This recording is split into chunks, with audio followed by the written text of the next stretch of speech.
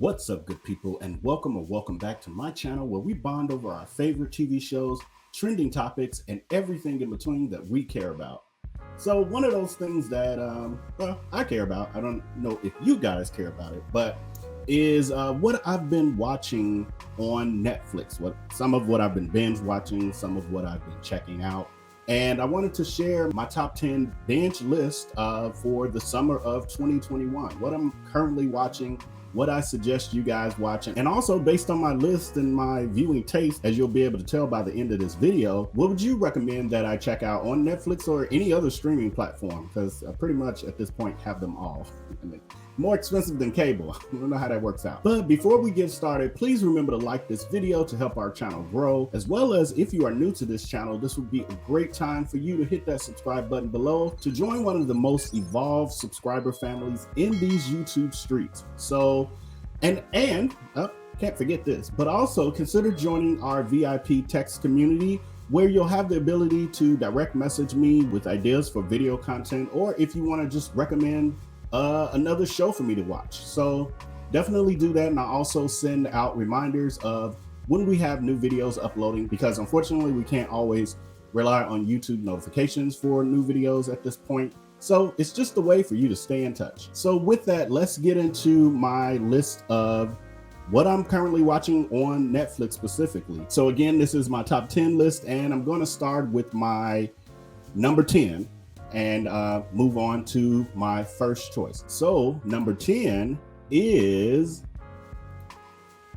Family Reunion. So this show is in its third season. It stars Tia Mowry, Loretta Devine, who I love her in pretty much everything she plays in, Anthony Alba, who is the father or husband to the Tia's character, Richard Roundtree, who's the grandfather. And it's basically a story of Tia's husband, who, and I'm forgetting her name, Mallory. Is it Mallory? I think her name, I think the character's name is Mallory in the show, but her husband is a retired NFL player, like newly retired.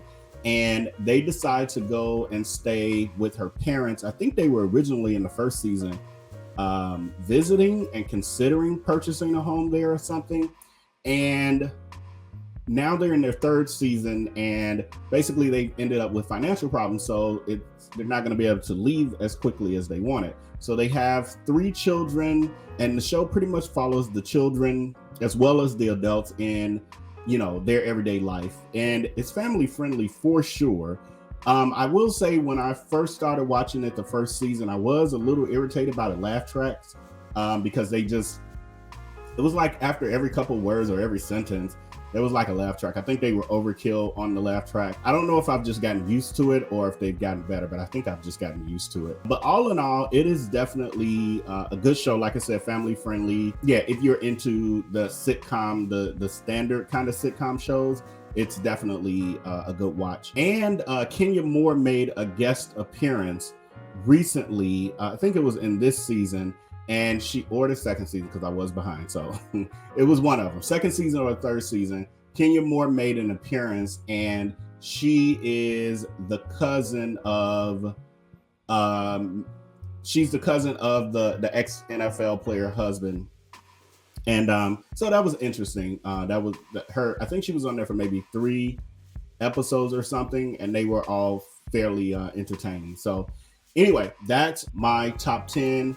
Is Family Reunion. So if you have not already seen that, check it out. Also, if you've already watched it, like, let me know in the comments below, like, what do you think about it? And now we're gonna move to number 9. So this is also another family show. Well, technically, I guess. This is the Shawls, and the Shawls are in their first season, and it stars Mike Epps, Kim Fields, and Wanda Sykes, who you all see there. And I think this show is more of an adult show. And the reason I say that is because they definitely curse quite a bit on the show. And I was a little surprised because it feels like a family show. Yeah, it feels like a family show. It feels a lot like Family Reunion, like just the way it's all set up.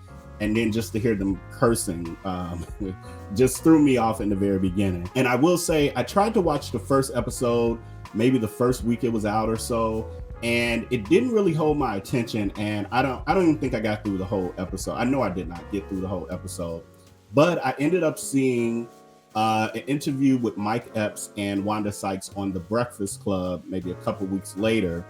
And through that interview and listening to them, it made me want to give it another go. And so I did, and I started watching again. And one of the things I learned in that interview is that the whole concept was actually Mike Epps' idea. So he went to Wanda Sykes to have her help him create the show because, she produces and obviously she has a little bit more pull in Hollywood, and she was able to co-create the show with another lady and, get it greenlit by Netflix. So that's what they did. And the show is, what I like about the concept is it's although it's a sitcom, it's different than the traditional sitcom in a way that it's almost like the Roseanne show, it's almost like the Roseanne show, whereas it's not a perfect family. It's not the Cosby Show by any means.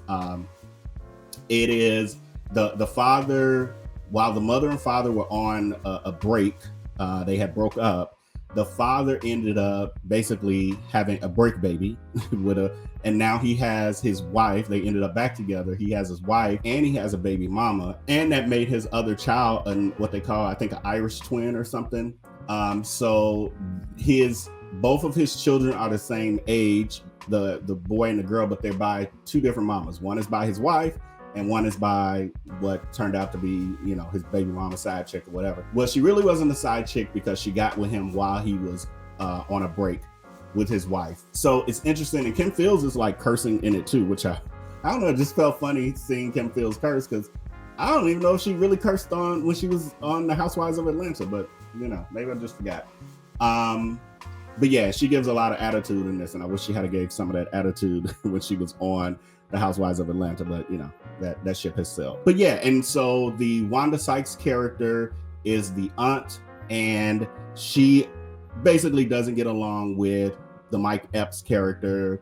There's a lot of banter there. There's a lot of funny moments, but they kind of bond and they kind of hate on each other at the same time. So it kind of reminds you, for those of us who are a little older and remember Sanford and Son, it kind of reminds you of, what was her name? And I can't think of it right now, but if you guys can think of it, put it in the comments below. But I think she was the aunt, and how her and Red Fox would get into it. And he call her all kind of names.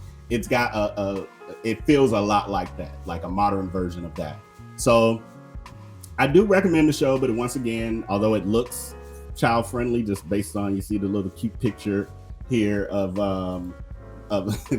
Well, you see the Wanda Sykes character is giving him the side eye. So this is kind of giving you some insight into what the show about. But anyway, yeah, unless your kids are already walking around the house, or nieces and nephews or whatever you got, unless they're already walking around the house cursing y'all out, you might want to not have them watching this one. But yeah, if they're already little mini adults, then, and you don't care, then just be mindful.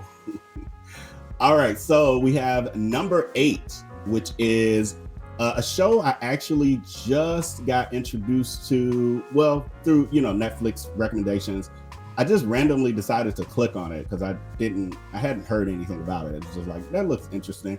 And I tend to like movies that have that are about planes and flying. I have no idea why. But anyway, so and really when there are like tragedies in the air. So it's a little sick, but I have no idea why. I enjoy that. I watch YouTube shows about plane crashes. So I'm a little touched in the head. But anyway, this show Manifest, it's in its 2nd season. I am only, if I'm not mistaken, this one I'm probably like, I don't know, 3, 4, 5 episodes in. So I have not, it's not something I know a ton about. I kind of only know what's happened in the 1st season and the first few episodes. So I'm still getting familiar with the show. But anyway, it's basically a sci-fi, suspenseful kind of mystery drama. And so what it's about is a plane mysteriously lands years after taking off, and the people on board return to a world that has moved on without them. and they basically are facing life as it is now and how to deal with it. So you have people who were engaged prior to this. You know, they got on this flight, and what happened on the flight was it experienced like major turbulence. It seemed like the plane was going down, and then all of a sudden everything was fine, and they basically flew to their destination. But once they got to their destination, the pilot was trying to land the plane. He calls into the tower at the airport to say, hey, you know, we're looking to land. And they're like, who are you again? And what flight are you? And what's your name? And so long story short, they told him to where to land, and they had the police and all these emergency vehicles meet them. And then they informed them after they got off the plane that their plane went missing 5 years prior to that. So now everyone, you know, it's 100 and some odd passengers on the plane, and it's following a core group of them. It's following them in their lives to see what's happening and how they're, you know, dealing with life, their careers, you know, all kind of things. So it's really interesting, but it's definitely, it's got a sci-fi piece to it, because they've also now realized that some of the people have, or I think really all of them, no, I think some of them have special, I think all of them I think have this special power. So I don't want to give too much away in regards to that, but that special power kind of dictates some of the storyline of this. So it's interesting. If you're into that sort of thing, suspense and definitely a little sci-fi, this would definitely be one of my recommendations for you. And then we have number 7. Yes, number 7, which is, I'm really into documentaries as well. And as I was doing this list, I was like, let me be careful not to bore everyone with a bunch of documentaries. I'll probably start separating these lists into categories if I continue to do this, if you guys enjoy it. But anyway, this one here is Trial by Media. So I actually just saw this in my suggested views on not YouTube, on Netflix. I watch it more YouTube than anything. But anyway, on my Netflix recommendation page, this was one of the shows. So I clicked on it, and it's in its first season. It has 6 basically documentary stories related to the media and how the media affected like these major cases at certain periods in time. So one of them is the subway vigilante in New York City, where a guy shot 4 Black teenagers on the New York subway in 1994, and he claimed self-defense. I don't know if I vaguely remember this or not. I don't know. I mean, that was the year I graduated high school, so I was definitely old enough to understand, but it's not as familiar. And then also another story is Rob Blagojevich, who was the governor of the state of Illinois, which is where I'm from. And he was at the time facing corruption charges for trying to sell Obama's congressional seat at the time, when Obama I guess he had already been elected president-elect. And so Rob Blagojevich is still in jail to this day. So I haven't watched that episode yet. I've only watched the first episode, which was them covering the Jenny Jones talk show. I don't know how many of you will remember that. If you're my age or older, you'll probably definitely remember it. But the Jenny Jones show was basically Jerry Springer before Jerry Springer to a degree. Not quite as wild, but close. And I don't know if they came out around the same time. But anyway, it was about when one of her guests surprised one of his friends. It was like she used to have a segment where they would surprise someone and say, I have a crush on you. And the guest, they would tell them when they would have them on the show or call them to be on the show that we can't tell you who it is, and we can't tell you if it's male or female. And, you know, basically it's up to you. And so this guy comes on the show not knowing who it was who had a crush on him. And he ended up finding out that it was another male friend. Long story short, they leave the show. The guy kept kind of flirting with him. There's rumors that the guy might have been closeted or something, but he took the life, because I got to watch these words on YouTube, but he took the life, not laughing at that, but he took the life of the friend. And yeah, so this shows, so they ended up on trial, and the Jenny Jones show ended up in the trial, producers and her as well on the witness stand, because they were really blaming the show. And there was a you know, multi-million-dollar lawsuit against the studio who produced the show, which I can't remember who it was at this time. But anyway, that was an interesting documentary to me. So if you're into that sort of thing, it was very interesting. And I ended up thinking I was going to watch it in pieces, and I watched the whole thing like right before bed one night. Okay, so that was number 7. Number 6 is a show that is old. So some of you are going to be like, you're just watching this. And that is Dear John. So I know that this was on, I think it was Lifetime or something, and it was kind of a big deal. People were waiting for it, and I never watched it. I don't really watch Lifetime. So yeah, I never got around to watching it, but I did hear how good it was. And they are now, well, I'll just say this, on Netflix, it's 2 full seasons that are on Netflix. And it is basically a drama / suspense thriller. And it stars Amanda Peet, Christian Slater, and Rachel Keller. And basically, well, at least I only saw the first season, which was those 2 characters here. And then the second season is a different couple. So this was the first season couple. And this lady here was a single, highly successful, very rich interior designer. And this guy here was a nurse, and they met online and began to date. And it was like a whirlwind romance that went awry because John was dirty. and not in a good way. John's real dirty, trifling dirty. So yeah, and it kind of just follows their whirlwind romance and how the family felt about it. And without giving too much away, because as much as I would love to talk in depth about that, because it was really good, for those of you who haven't seen it, I'll let you see all the pieces and how they play together. But basically, he was not who he claimed to be, and it eventually came to light, and you get to see what happened. So yeah, that's that one. I highly recommend it. Oh, the second season, I think I've watched maybe 2 episodes or an episode and a half. The second episode, second season. But anyway, the second season is about a divorcing couple where the husband is a highly successful executive and wealthy, and he's divorcing his wife. I think he left her for another woman, if I'm not mistaken.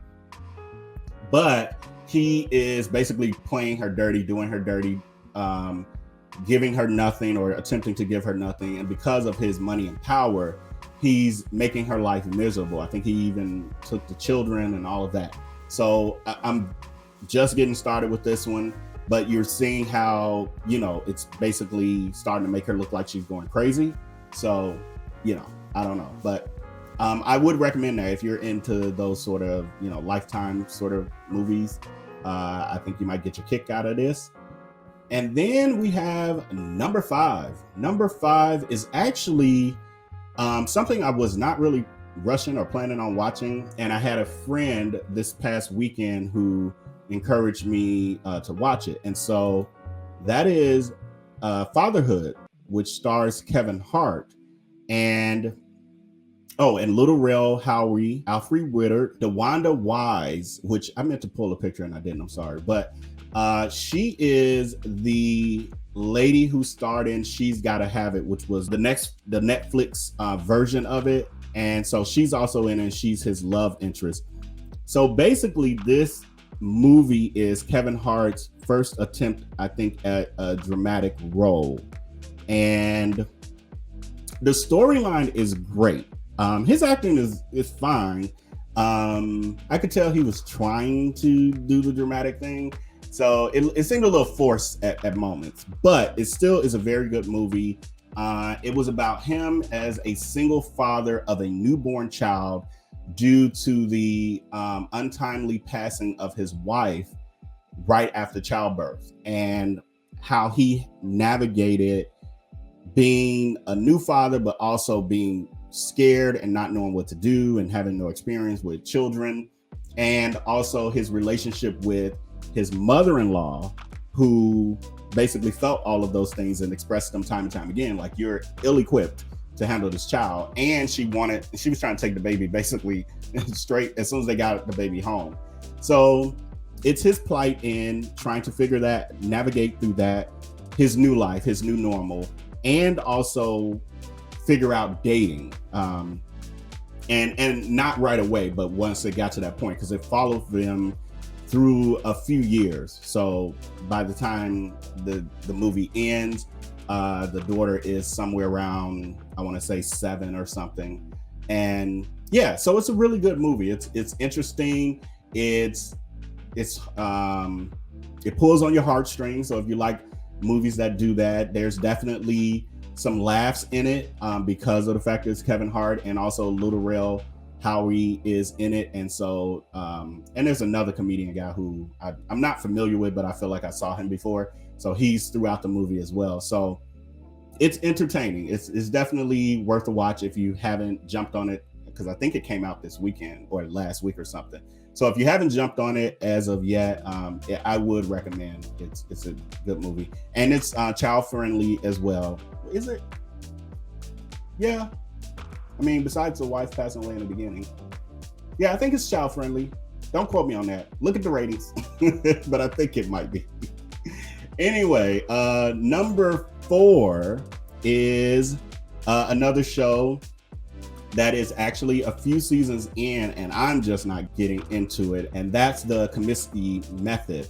And this show, the only reason, I mean, it seemed interesting when I saw it like on my watch page on Netflix, but I never clicked on it. And not until I was listening to the Karen Hunter show, and I'm not sure if any of you are familiar or listen to her, but she's on Sirius XM Radio, as well as she has a YouTube channel, and she's definitely, she's the GOAT.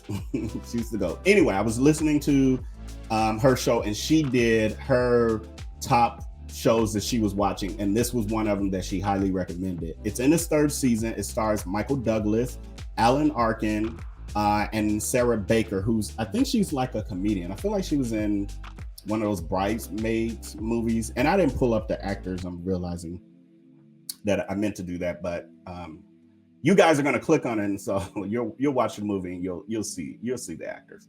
But anyway, this is a movie. I'm sorry, this is a show about a famous aging actor who turned acting coach and his agent, who basically are aging in LA and navigating in a place where, in a city that basically values youth and beauty, and how to basically still make their lives, worthwhile, and they have adult children, etc.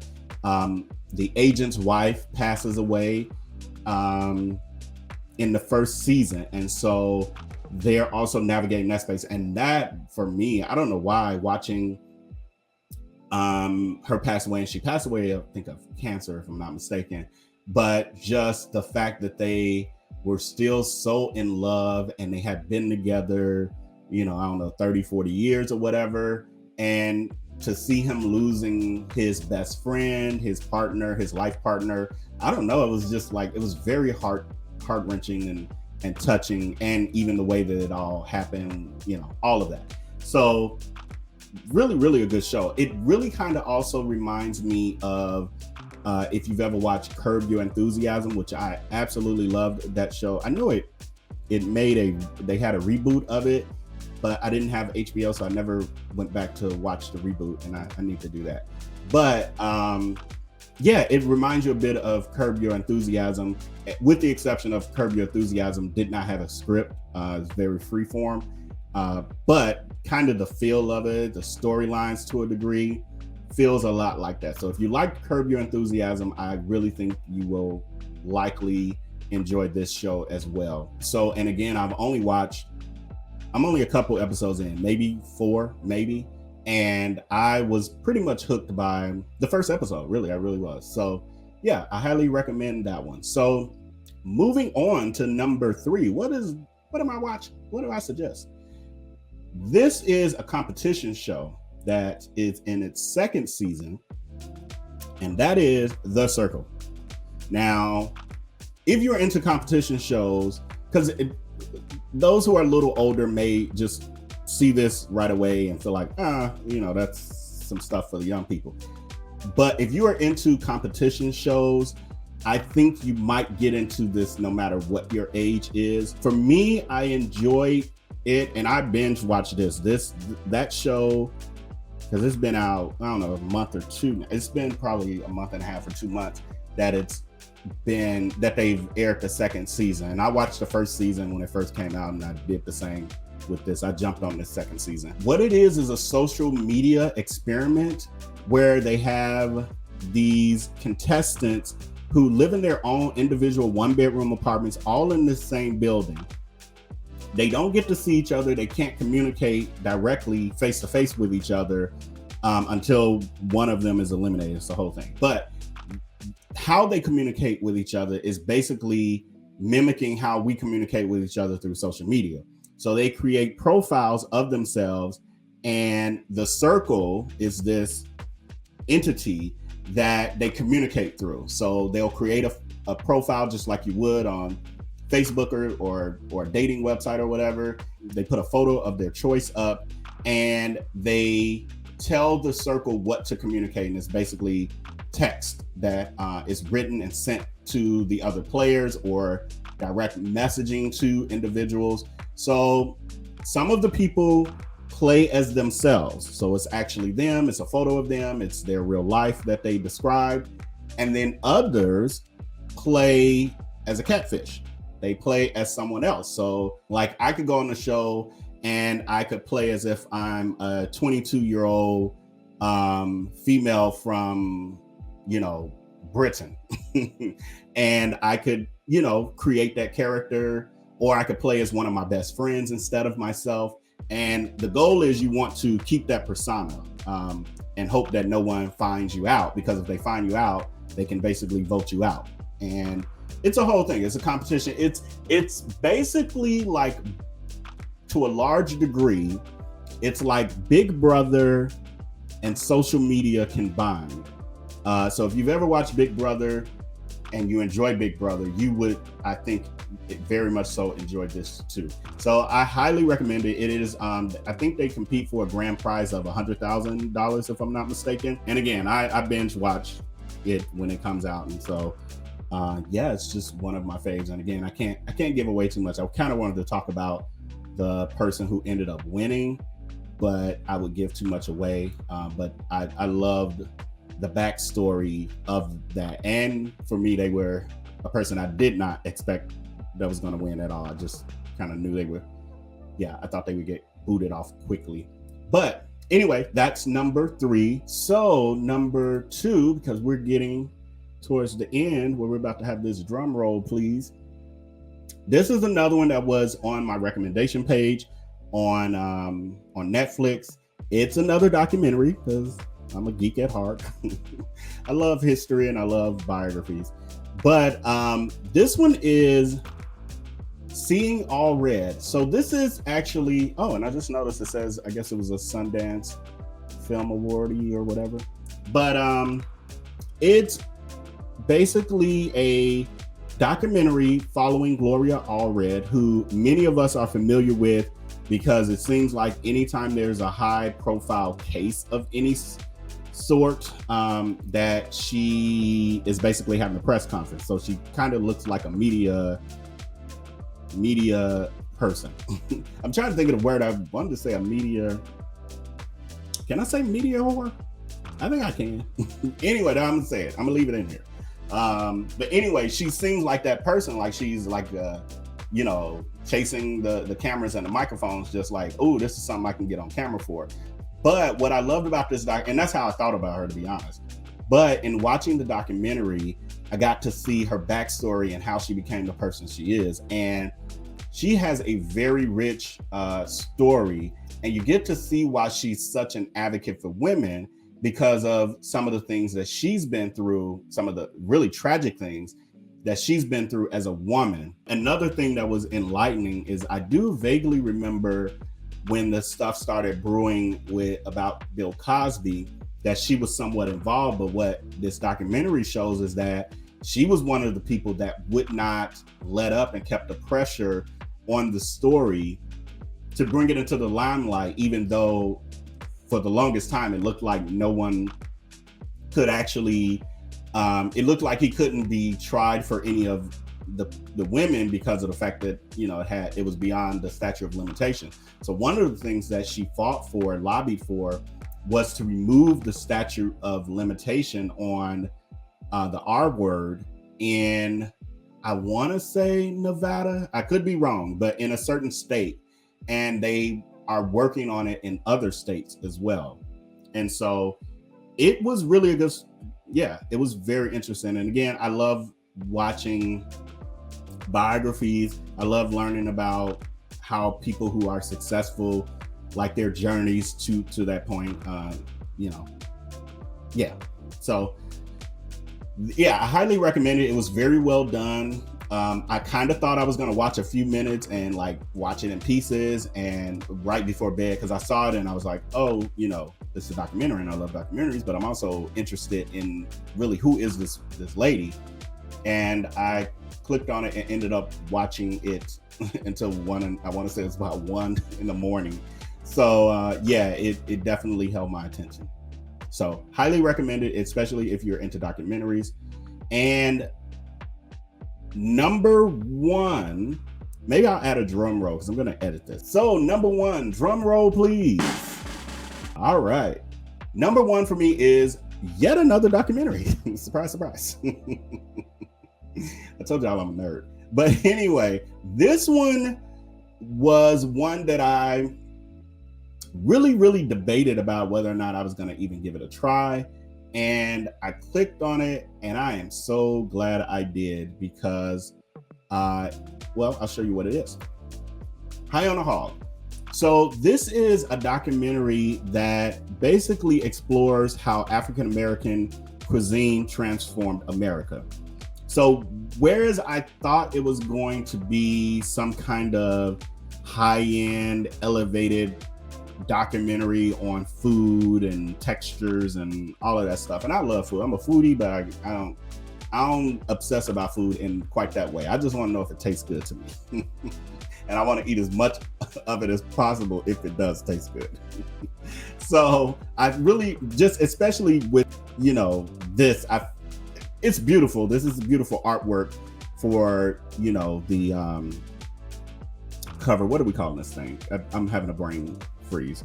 But anyway, this is beautiful artwork. It looks amazing, but it's deceiving to a degree because with food being the prominent thing here, you kind of think it's just only, you know, about food. But what I loved about this documentary, and it was hosted by Stephen Statterfield, and this guy, maybe I'll put an image. If I'm going to edit this, I'll probably throw an image of him up. But anyway, this guy is, he loves food.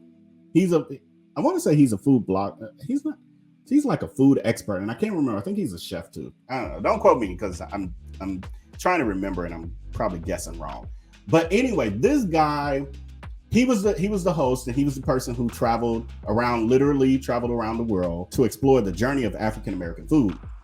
And what was kind of tickled me a little bit was when he would be at dinners or at restaurants and having conversation, interviewing, you know, various people and eating food with them. It was just, he had to describe the way he would describe the food, and it was almost as if he was climaxing in talking about food. I'm like, this dude really loves food. Like, I thought I loved food. But and at some points I was like, is he flirting with the person? But I just think he's just that into food. Like, just the way he was glaring at men and women, just but that's beyond, that's the silly side of me, paying attention to things that don't matter to the point of this documentary. But other than that, what I loved about it was basically a trip through history where it started out in Africa, and they basically talked about the origins of our food and those things that are kind of staples in the African culture. And some of those foods have made their way here with us, but also has had influence on the world. And those are the things that we don't learn about. And I think that's why I tend to be so interested in things like these sort of documentaries or, you know, books or whatever. And also, before I forget, it was based on a book, and the book is also called High on the Hog. I'm sorry, I should have looked at who the author is of the book, but she is in, I want to say, the first episode, or at least the second episode, if not the first one. So I want to say it was the first episode, because she was the one that basically took us on a tour of Africa. And I feel like I want to watch it again. I think I'm gonna watch it again. But she took us on a tour of Africa and how the different types of food, and they talked about yams versus sweet potatoes, and I learned the difference because some people use them interchangeably here. And then they also take us to the Gate of No Return, where the enslaved people were, you know, basically stolen, kidnapped from their homes, and then, you know, walked to the Gate of No Return and loaded on these ships, and then basically did the transatlantic journey. And just it was very, very, very educational and enlightening. Like, if you have older children who kind of understand something of this sort, this would be very good for them and educational as well. And I want to say two spoilers, basically, because I was so into this. But two spoilers is that I learned from watching this is baked macaroni and cheese. Baked is what I learned, is baked macaroni and cheese, which is my absolute favorite dish, was invented by a Black man.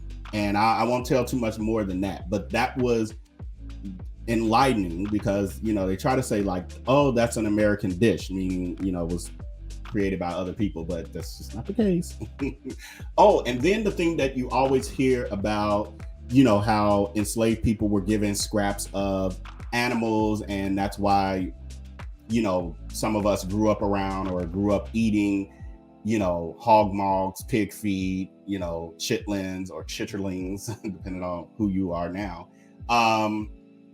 Those sort of things. And in this documentary, they basically shared that the truth of the matter is, in Africa, the hunters believed in not wasting any part of the animal. And so when we got here and were given scraps, we were able to be resourceful because it's something that we already did. So yes, of course, they, you know, it wasn't meant for good with them giving scraps, but we were able to be so resourceful because we were already resourceful prior to getting here. So yeah, it was definitely a very good documentary. It is a 4-part series. I want to say each episode is maybe an hour. Yeah, I feel like it's an hour, but again, I was so into it that it just went really quick, and I felt like I wanted more. But yeah, that's it. That's my list of my must-see top 10 Netflix shows for summer 2021. And let me know if you enjoyed this and would like to see me do more of this, because I watch a ton of other stuff. I could give a top 10 YouTube list too as well, because I watch way more YouTube than anything. So I could basically, you know, do a list of some of my favorite channels. Maybe I will do that either way. But let me know below if you would be interested in that. And also, if you are new to this channel and you've made it this far, first of all, thank you. And also, this would be a great time for you to subscribe below and join one of the most evolved subscriber families in these YouTube streets. Also, for everyone else, strangers and Evolver family alike, please remember to like this video because it helps our channel grow. We are very near 10,000 subscribers. I think we're like 300 away the last time I looked. So yeah, that's exciting. And it's partially due to me. Well, it's due to you guys first and foremost, watching and subscribing and supporting, which I appreciate greatly, making my dreams come true, and I appreciate you for that. But I'm also actually putting out videos again. So it's amazing what happens when you put out videos. People watch and you get subscribers. So I'm working on it. I'm actually, even this format is to help me get content out quicker. So I'm rambling at this point, and we'll do a mukbang for me to ramble at some other point. Oh, before I forget, and before I let you guys go, definitely remember that we have a VIP text community. It is a place where you can send me direct messages and I can respond, as well as a way to keep in touch with what is happening on our channel when I upload new videos, etc. So please join, and as we continue to grow, we'll be doing more with our text community. So yeah, look into that. So basically, with that, until next time, until I upload the next video, make sure to take care and be blessed. Peace.